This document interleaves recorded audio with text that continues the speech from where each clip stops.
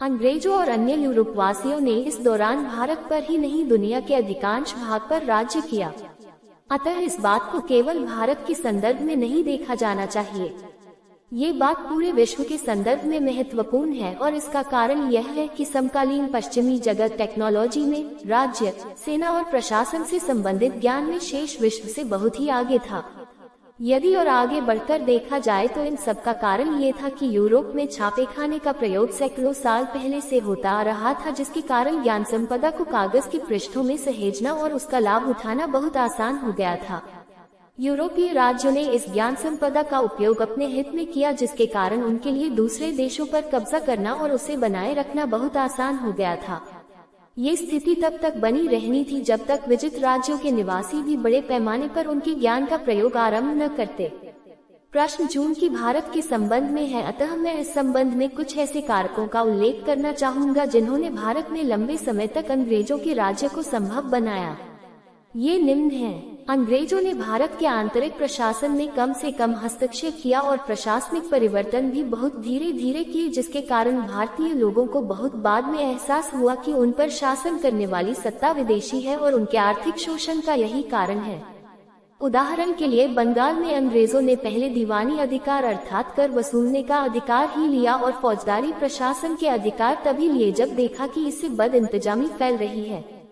इसके बाद भी उन्होंने कानून और अदालतों के सुधार में लंबा समय लगाया और कोई भी सुधार तभी लागू किया जब वे आश्वस्त हो गए कि इन सुधारों का विरोध नहीं होगा। उदाहरण के लिए भारतीय दंड संहिता 1862 और आपराधिक व्यवहार प्रक्रिया संहिता 1861 में लागू की गई। इसके पहले कुछ सुधारों के साथ पुराने कानून ही चल रहे थे।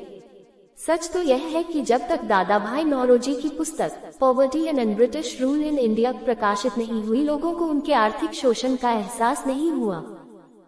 अंग्रेजों के शासन के प्रारंभिक काल में भारत में रहने वाले अंग्रेजों की संख्या बहुत कम थी, अतः कुछ उच्चतम पदों को छोड़कर अन्य पदों पर भारतीय ही रहते थे।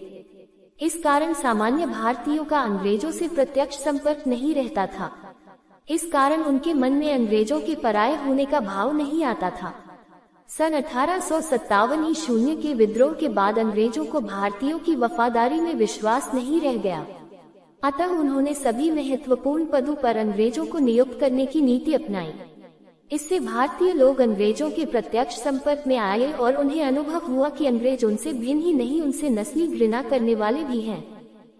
अंग्रेजी शासनकाल के आरंभ में बहुत से अंग्रेजों ने भारत की प्राचीन ज्ञान संपदा में विशेष रुचि ली और विलियम जोन्स जैसे लोगों ने संस्कृत भाषा और उसमें वर्णित ज्ञान की प्रशंसा की।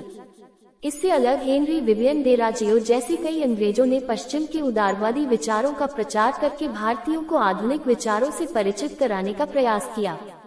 इन लोगों के प्रयासों से परिचित बहुत से शिक्षित भारतीय हृदय से विश्वास करने लगे कि अंग्रेज भारत के हितैषी हैं और वे अंग्रेजी शासन के समर्थक हो गए। अंग्रेजों ने भारत के हर प्रभावी वर्ग को यह विश्वास दिलाने का प्रयास किया कि वे उसके हितैषी हैं।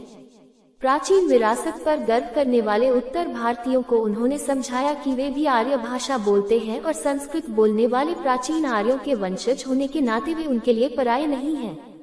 हिंदुओं को उन्होंने समझाया कि उत्पीड़क मुस्लिम शासन को हटाकर उन्होंने हिंदुओं का उपकार किया है। मुस्लिमों को उन्होंने समझाया कि हिंदू बहुसंख्या से उनकी रक्षा वे ही कर सकते हैं। दलितों और पिछड़े समाज के हिंदुओं को उन्होंने समझाया कि सवर्णों के द्वारा किए जा रहे शोषण से उन्हें मुक्त कराने वाले वे ही हैं। इसी प्रकार उन्होंने दक्षिण के लोगों को भी समझाया कि ब्राह्मणों और उत्तर भारतीयों के प्रभुत्व से ब्रिटिश शासन ही उनकी रक्षा कर सकता है। इस प्रकार उन्होंने अपने समर्थकों का एक वर्ग तैयार कर लिया जिसने उनके शासन को बनाए रखने में प्रमुख भूमिका निभाई।